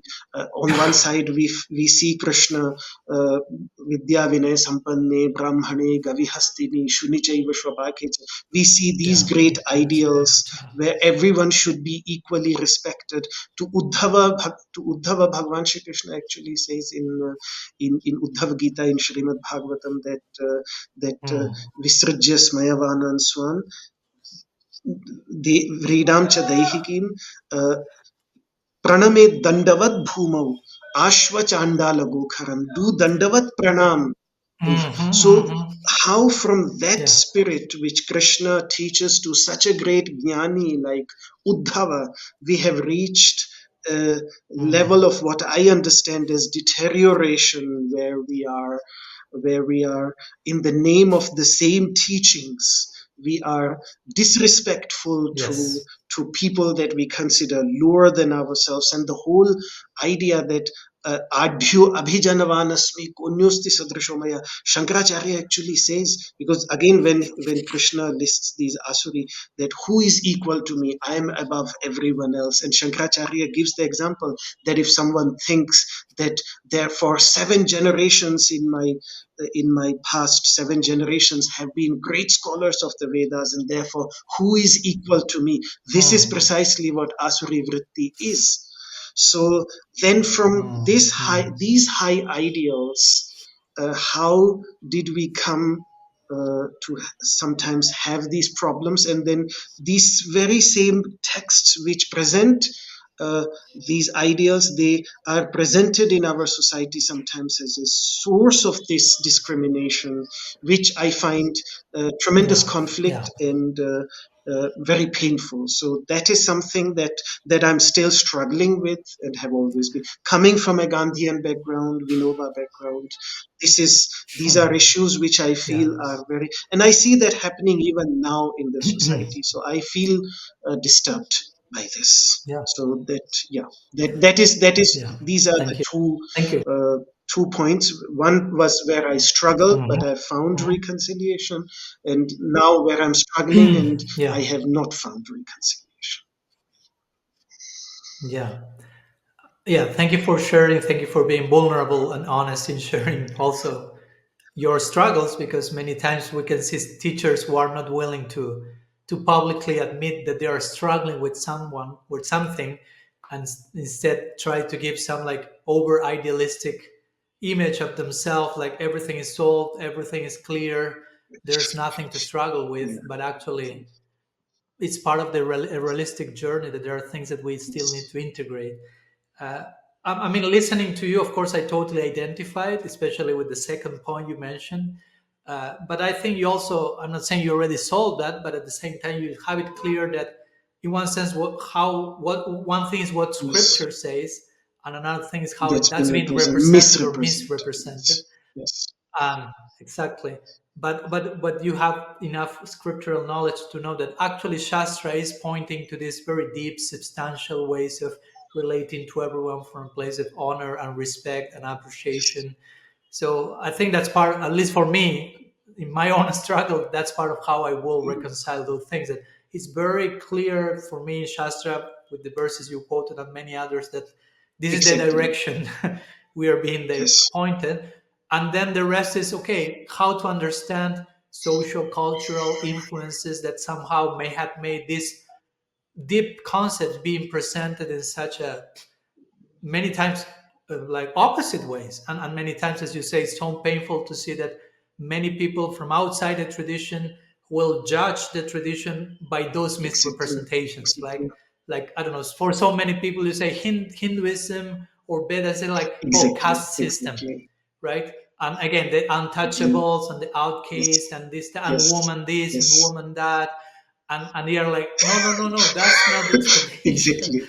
But the fact that so many people Yeah. think like that outside Yeah. of the tradition, I mean, it's not casual. For some reason, they have reached that conclusion, and that's it speaks about how much we can actually Yeah. Yeah. misrepresent our tradition, and on this or so many other Yeah. Yeah. topics, right? So I remember one of our acharyas, Sri Thakur Bhaktivinoda, he will be speaking about anarthas, or unwanted things, and many times, at least in our tradition, devotees will think, okay, anarthas means only lust, greed, anger, envy, and he will, in a list of anarthas, the first one he will put in one of his books is tattva Brahma, or to be bewildered about what's tattva, Atmabari what's Brahma. reality, what's the teaching Yeah. of Yeah. Shastra, and on the basis of that bewilderment, misrepresent the Yes. tradition, Yes. right? So he's mentioning that's one of the main First. first an artist to uproot. No, like be sure you're understanding your Properly. tradition, because if not, in the name of sharing the tradition, you are creating Yeah. Yeah. Yeah. chaos, Yeah. basically. So I totally connect with your concern, with your pain, with your struggle. In Yeah. that connection is, I will say, in every generation there is a form of that. There is a form of some misrepresentation that needs to be addressed as part of the what yeah, parampara yeah, means also, right? To keep the current alive and present the yeah, tradition for what it yeah. is. Yeah, Yeah. And the other yeah. thing is also that especially now the kind of sense of superiority that I find in Mm, some uh, I I don't know. I mean, call them religious figures because on the other hand, if you look, for example, the Gita, the 13th chapter, the 20 yeah. means that Krishna lists there for jnana and says very clearly that anything opposite these 20 are forms of ajnana, ignorance, so because these 20 lead towards Mm-hmm. ignorance. And the first one is amanitva. The first one is not to Mm, have a sense of superiority over others. So this sense of superiority yeah. sometimes, yeah, this when I see this, and the kind of teachers that I have lived with, they were so humble, they were so down to earth, they were so they yeah. So Hmm. then when I see this thing there also I find it a little bit deviating from, if that very Mm-hmm. first amanitva is missing, then how can we accept the rest? Yeah. So these Yeah. are several. Yeah. Yeah. It reminds me about. Yeah. No, no, that's it. Sorry. Sorry. That's it. Sorry. Yeah. It reminds me just about Sri Chaitanya Dev's verse. Trinada Pranada Pisunichena Tadodi Bisuniti, Basakishna Nanadev, Amanina Nanadev, Amanina Manadena Kirtaniya Sada. Kirtaniya It's Sadahari. amazing, beautiful But yeah, verse. a little bit of knowledge can be some dangerous Exactly, also. No, you have these exactly, sayings and exactly. no. So what to speak if on top of knowledge comes power and position and influence. I mean, those things can Yeah, really corrupt yeah, ourselves, and as you say, develop superiority complex of all sorts, right? So yeah. yeah, yeah. Siddhartha, before we are wrapping up, we have a few Yes. more Mm-hmm, minutes, but a few mm-hmm, more points that I mm-hmm, like to share with you. And something that I remember, I was listening to a few of your lectures, and when you are explaining the Sri mm-hmm. Upanishad, I really appreciated them. I listened to a few of them. I didn't reach yet to your explanation of even Om Purnamada Purnamida, which is one of my favorite lines, which appears in Mm-hmm. many Upanishads. But in terms of the Upanishads and those lectures, you are, of course, speaking about the Upanishads and the Vedas and Shastra, and but also at the same time, you are, how to say, balancing your presentation, but many times speaking about, okay, but Shastra, you will have say things like Shastra is like the finger pointing to the Yeah, moon. Let's put yeah, it that way. No, like in one sense, you ultimately you have to have your own yes, experience. Now in Shastra there yeah, is the map, but somehow, as they say, the map is not the yeah, destination, so to say. There is the experience of the yes. rishis present there, but you have to have your own experience. So pratyaksha, Anubhav. anubhav, your own Yes. personal experience. So I like to hear a few thoughts on you about that, because, for example, in our Gaudiya tradition, there's also this interesting dynamic that many times Shabda, Shruti, to reveal knowledge, Shastra is emphasized as the main pramana, the main means of knowledge. Uh, but at the same time, for example, Srila Jiva Goswami will emphasize Shabda as the main pramana. And at the same time, you will find Sanatan Goswami, who was his elder, emphasizing, saying that Pratyaksha is Sarva Shastra, Shrestha Praman, is the main Praman of all. And it may seem for some contradictory how, like, on one side you have scripture, Shastra as the main Praman, and your personal experiences, not your main Praman. But of course, when you study Jiva Goswami in detail, he will speak about Vaidusha Pratyaksha and Avaidusha Pratyaksha. So he will say actually Shabda is Vaidusha Pratyaksha. It's a type of personal experience coming from the Rishi, from the enlightened being. So I don't know, the Bhagavatam for us is Shabda, but at the same time, the Bhagavatam is Vyasadev's Pratyaksha, Vyasadev's personal experience in Yes. Samadhi. So for me, it's how I reconcile the apparent contradiction between Shabda and Pratyaksha being the main experience. So just I like to hear a few words from you in terms of how in one sense we could say Shastra is in the service of Pratyaksha, how revealed knowledge is in the service of us having our own personal experience. Because sometimes, again, in spirituality, we unfortunately may downplay one's personal experience, and it's all about uh, following, so to say, other people's teaching and experience and things. and we forget to take responsibility for ourselves, so to say, and draw out the fullest potential of our own experience. So I don't know if you have any thoughts in that connection. Yes, very, very beautiful. Yeah. So the idea comes already in the Upanishads themselves that Grantham Abhyasya Medhavi Dhyana Vijnana Tattvataha. After having studied, practiced the Granthas, the scriptures, Dhyana Vijnana Tattvataha, and taking out the essence in terms of jnana and vijnana. Now, these two words which occur here in this Upanishad, and Bhagavan Shri Krishna also uses these words together in the Bhagavad Gita, at least in Shankaracharya's tradition, how we explain it, that jnana is knowledge which has been received from the teachers through Shabda Pramana, and vijnana is when we do nididhyasana. So once we received the teaching from the masters, from the teachers, that is shravana, that is listening, then you critically analyze it, that is manana, and then ultimately you test it on experiential level, you try to experience it, that practice is known as nididhyasana.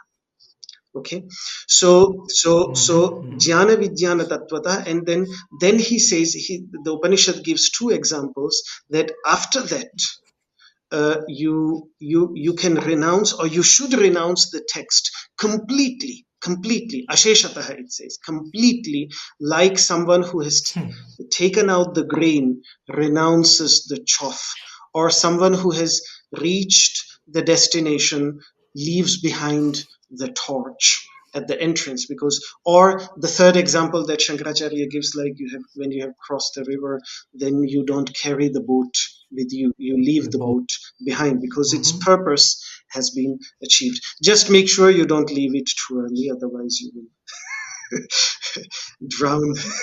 So Yeah, yeah, that yeah. We don't want that any tragedy here. yeah, yeah, there is some disturbance in the. Do you also notice it, or is it only? I can listen to you. I You can can listen speak. to you a little Yeah, bit. Yeah, yeah, a little bit, yeah, but I can yeah. listen to you Okay. now. Yeah. So that is one thing. Then the second thing, that even in the Gita, if you look, where, so nahi jnanena sadrisham pavitramiha vidyate, there is nothing as purificatory as jnana. But where do you find it? What Krishna says then, that tatsvayam yoga samsiddha. So even though he asks, before that he has asked us to tadvidhi pranipatena pariprashnena sevaya, all of that, but at the end Mm-hmm. you have to find it within yourself. Tatsvayam yoga samsiddha, by perfecting yourself through yoga, kalena atmani vindati, you find that wisdom within yourself. Shastra is more, if you look at the end of the 16th chapter, when we don't know what to do, what not to do, which course to take, the Shastra helps us to find proper decision. That is the purpose Yeah. basically of the Shastra. Yes. Jashastra Yeah, vidinotriyam Kamakarataha. Yes, as long vidikamakarataha as a Sasi. person is Yeah. guided by this Kamakarataha is an extremely important point, because as long as we are Mm-hmm. guided by our desires, and then also hatreds and greed, which he mentions there, Kama, Krodha, Lobha, Mm-hmm. the three Yeah. doors to hell. As long as a person is guided by them, Doors. Yeah. then then uh, then till then they should follow the instructions of, they should really follow the guidance of Shastra Mm-hmm. Mm-hmm. wholeheartedly. But yeah, and then taking it further, the Upanishad also talks about speaking, compares different scriptures, like different cows of different colors, but the essence which we need to draw out from those texts, from those instructions, from those teachings, is like the milk, and the milk is always the same. Mm-hmm. The essence is always the same, or like the honey, which is taken out from different flowers, is ultimately still the same, Mm-hmm. of one essence. So Mm. reaching the very, not worrying too much about the diversity, about the differences, but really emphasizing on the quintessence of every instruction and reaching that quintessence, making the effort to really reach that quintessence. That is of paramount importance. The last thing that I would want to add to this, to what you said, that that discussion beautifully comes in while Vyasa he explains the deeper stages of samadhi, where he outlines nirvitarka and nirvichara stages of samadhi. He says that it is in these stages that the experiences, the yogaja pratyaksha, he makes slightly difference between indriyaja pratyaksha, the pratyaksha, the direct perception which is mm, dependent on the senses, and the yogaja pratyaksha, mm, the pratyaksha, the direct perception that happens as a result of refining the intellect, the faculty of understanding. And there he says that that yogaja pratyaksha ultimately is the source of shabda pramana. So that yogaja pratyaksha for him is on a very mm. high level, on a very high standard. And he sees it. Vyasa in his commentary beautifully explains how uh, how shabda, how agama, how shastra has its origin in that yogaja pratyaksha. So, and that is also the accepted view regarding the Vedas, because sakshat krita dharmanaha rishayo babhuvuhu, that the rishis, they had this yogaja pratyaksha of the higher principles which they expressed in the form of the teachings. So it's certainly pramana very literally means a source of correct understanding, a tool of correct correct understanding. One of my teachers, and Mhm. he had dedicated all his life to his shastras, but he used to say two things about the shastras very emphatically. That first of all, what he used to say is very well known. It's a sukti in Sanskrit, that if you lack your own understanding, then shastra cannot help you, like uh, a mirror cannot help someone who does not have eyes. So lochanabhyam vihinasya Mm. yasya nasti swayam prajna, someone who does not have inner intelligence from within. Shastram tasya karoti kim, what can a shastra help such a person? Lochanabhyam vihinasya darpanaha Yeah. kim karishyati. If you don't have eyes yourself, then how will the darpana, the mirror, show you? Of Yeah. what use Mirror. will be the mirror if you don't have? So shastras, Yeah. he used to emphasize, they are mirrors, they are tools to understand ourselves. Let them take as tools, as instruments.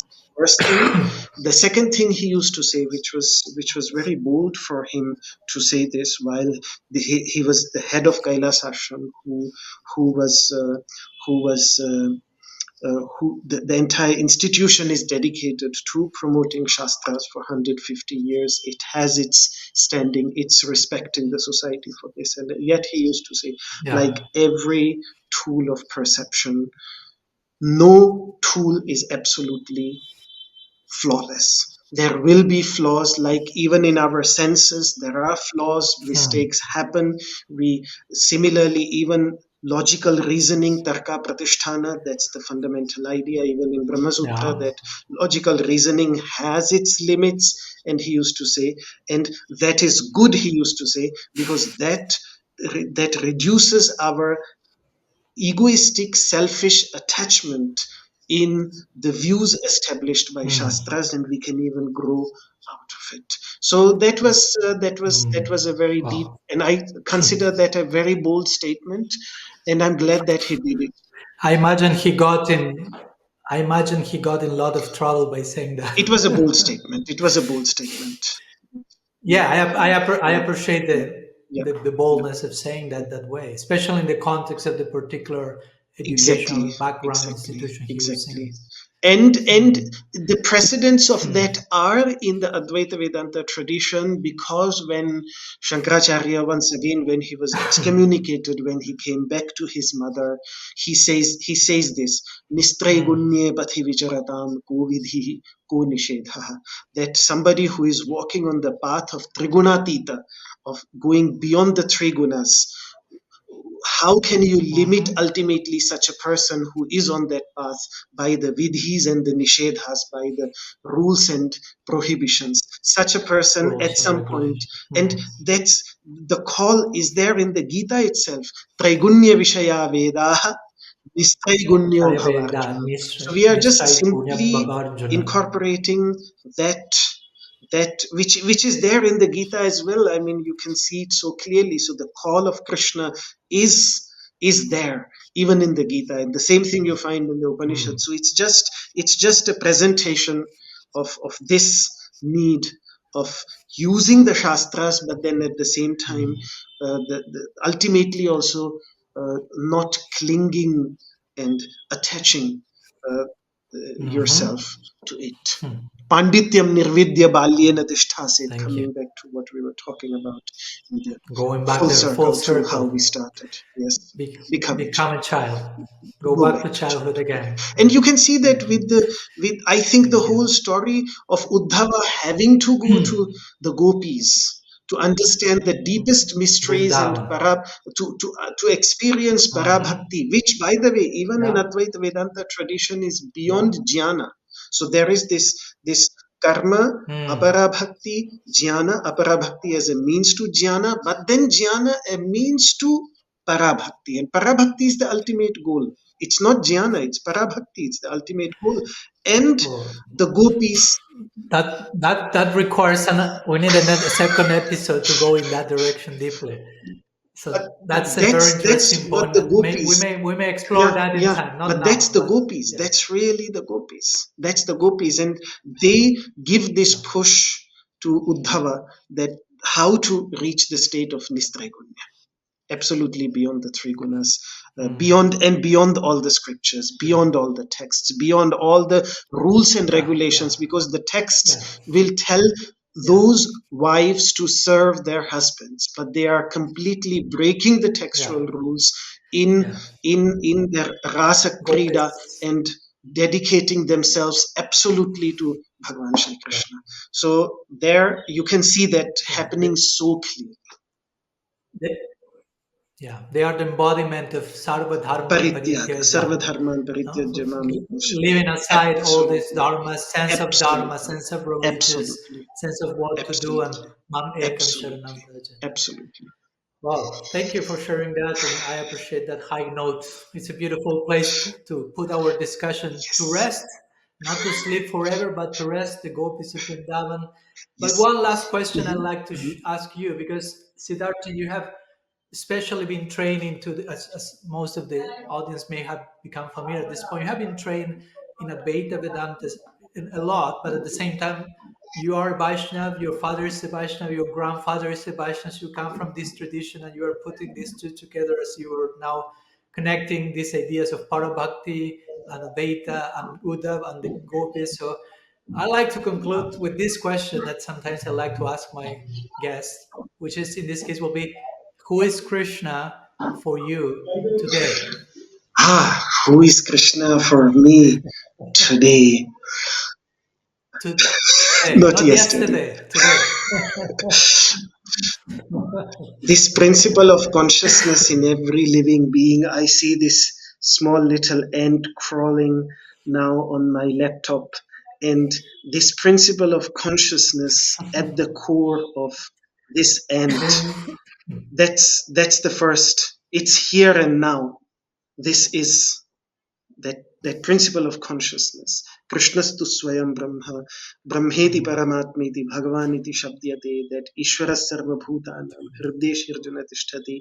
The whole idea of Vishwarupa seems to be, and if I can live just with this awareness every time when I meet someone in my life and see the divine, see Krishna in that, what for Yogeshwara Hari in his dialogue with with Nimi in the 11th skandha of the Bhagavatam, where he refers to the Yeah. Yeah. Bhagavatottama, where the greatest Bhagavata who can see the presence of Bhagavan in every living being around them. That's the first thought that immediately comes up, if I understood the question correctly. Mm. Yeah, yeah, yeah. Why not? Thank you so much. And to conclude, Siddhartha, would you like to share any final thought with our audience, something that they can reflect on and carry with them beyond this Yeah, yeah. conversation?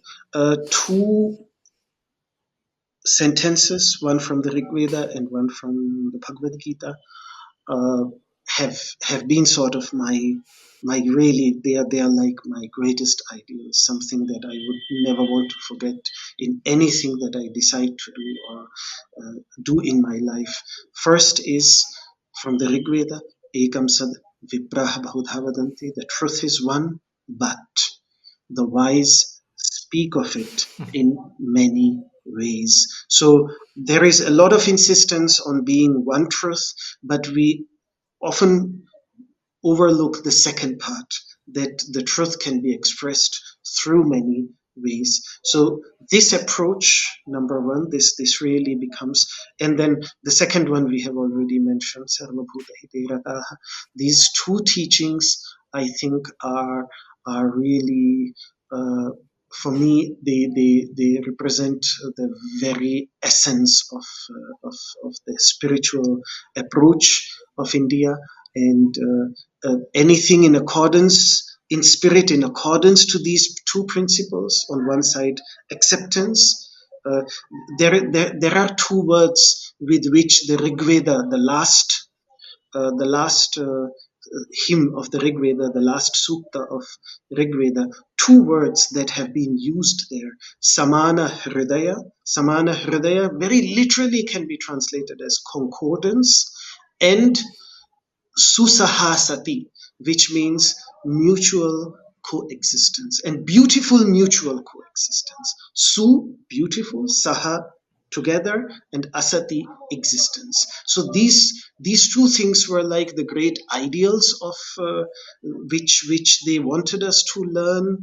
Uh, Through their concluding remarks, it's clearly what was the most important thing for them, and Ekam Sadvipraha Bahudha Vadanti is that, to understand and accept, and then to have the spirit of being passionately engaged in the well-being of all beings without any sense of discrimination, because these spiritual practices, whether it is karma yoga, bhakti yoga, dhyana yoga, or other types of yoga, as long as they help us become this type of a person in our understanding, outlook, and practice, they are deeply meaningful. If it leads us anywhere astray from this fundamental spirit, then I think we need to re-evaluate our understanding, our journey, our practice, and do something to recalibrate our direction of traveling. That's something that I just try to remind myself again and again, so that I make sure Yeah. myself that I don't deviate in any other direction. So yeah, Thank you. Thank you for reminding ourselves of that as well. And I don't know why I couldn't avoid thinking, going, trying to make another full circle when we were in Switzerland. You were with us on that day that Krishna Chandra inaugurated a shrine for yes, San Saint Francis Francisco. of Assisi, What a right? beautiful And experience. you are now talking about one truth, many paths, and Sarvabhuta Hite Yes, Rataha. And he was one of those exactly, embodiments of that passionate exactly, lovingness toward every exactly. living entity, Yes. One literally. of the reasons So I it came to am my in mind. Rishikesh is Yeah. because my father met Swami Chidananji Maharaj in in the capella in the Church of Saint Francis of Assisi in Assisi, and he expressed this wish that I want to have my child to have this type of education in Rishikesh. Swami Mhm. Chidananji said that you come to Rishikesh, you stay in Shivananda Ashram. Unfortunately, when we came, he was not here. We did not have anything in writing, so we could not stay long in Shivananda Ashram, so we came to Omkarananda Ashram. But that there, so much, I think my life, one of the reasons my life is what it is now, one of the contributors there was the fact that my father loved going to San Francis of Assisi, to Assisi from Switzerland whenever he was there, and take me to that beautiful shrine. Yeah. And, Beautiful. I can relate so much to that because after being there in Switzerland with all you of you, I mentioned, mentioned, as you yes, mentioned this story, I mentioned I'm yes, going to yes. Assisi in a few weeks, and that was one of the highlights of Wow, my whole wow, tour. wow. And on top of that, I've been blessed by some Franciscan teachers who somehow I consider It's my gurus amazing, and have nourished so amazing. much my path.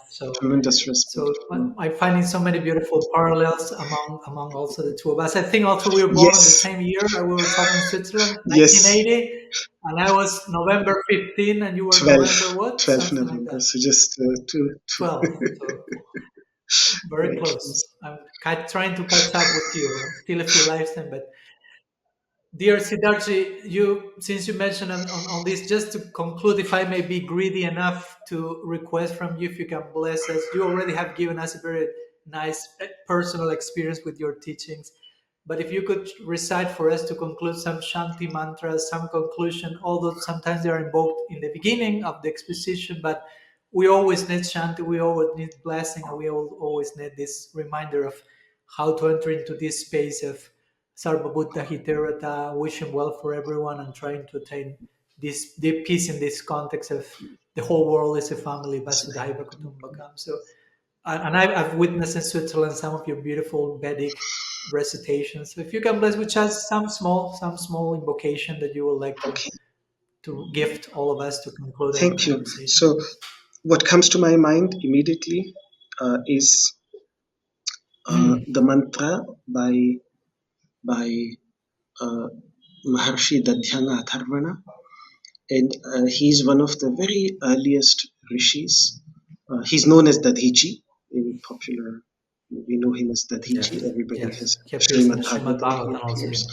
The idea is that Kurukshetra was considered a very originally Kurukshetra was known as Sharyanavat, and because he meditated there, it was considered such a holy place that King Kuru decided to do his yajnas and austerities at that place, after which it became Kurukshetra and ultimately became the place where Krishna decided to impart the teachings of the Bhagavad Gita. So, and he is really one of the earliest Vedic masters, and he gives us this idea of he seems to be the first teacher of Maitri, of loving kindness, and also the idea of world peace, peace in the whole world. So these two mantras, one means, one basically means that whenever I feel powerless, give me power, so that uh, I can look at all with a view of friendliness, so that they may also look at me with an eye of friendliness, and we all may look at each other with eyes of Maitri, with eyes of loving kindness. So that is the first mantra. And the second mantra simply invokes peace in all the different parts of the universe, and then says that may that peace which is there all in the universe, may that peace come to me. So these two mantras I will just to give small brief meaning. Yes. Yes.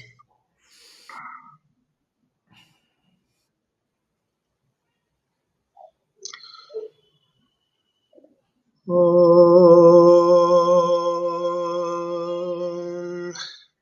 धृते दृह्मा मित्रस्य मा चक्षुषा सर्वाणि भूतानि समीक्षन्ताम् मित्रस्याहं चक्षुषा समीक्षे मित्रस्य चक्षुषा समीक्षामहे ॐ द्यौः शान्तिरन्तरिक्षगुं शान्तिः पृथिवी शान्तिरापः शान्तिरोषधयः शान्तिर्वनस्पतयः शान्तिर्विश्वे देवाः शान्तिर्ब्रह्म शान्तिः सर्वगुं शान्तिः शान्तिरेव शान्तिः सामा शान्तिरेधि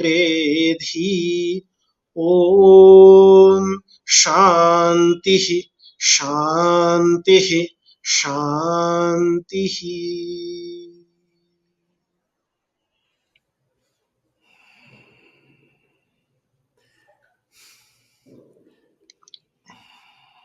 Dear Siddhartha Krishna ji, thank you so much for joining us to our Free Radical podcast. It has been my honor, pleasure, blessing, and looking forward to continuing our conversation in one way or another in the Thank you future. very Thank you. much. Thank you very much. It was so exciting and so beautiful to have this conversation.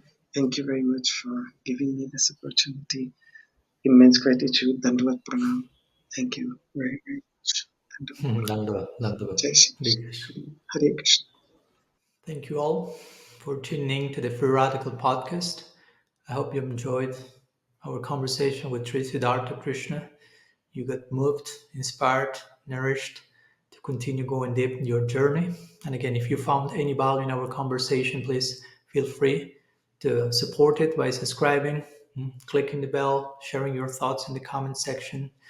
Your engagement is crucial to keep these important discussions alive. And as I often say, the best way to you that you can honor what you've received is to pay it not back, but pay it forward in the spirit of Sarva Buddha Hiterada, well-wishing blessedness in all directions around us, and embody the insights that have touched your heart and extend those gifts to others. So this Free Radical podcast, as you know, is one of many projects shared by our Tadatmya Alliance, our broader initiative dedicated to cultivating deeper connection and growth and service through workshops and podcasts, retreats, community gatherings. So you can learn more about our upcoming activities and how to get involved by visiting our website, tadatmya.org, or following us online.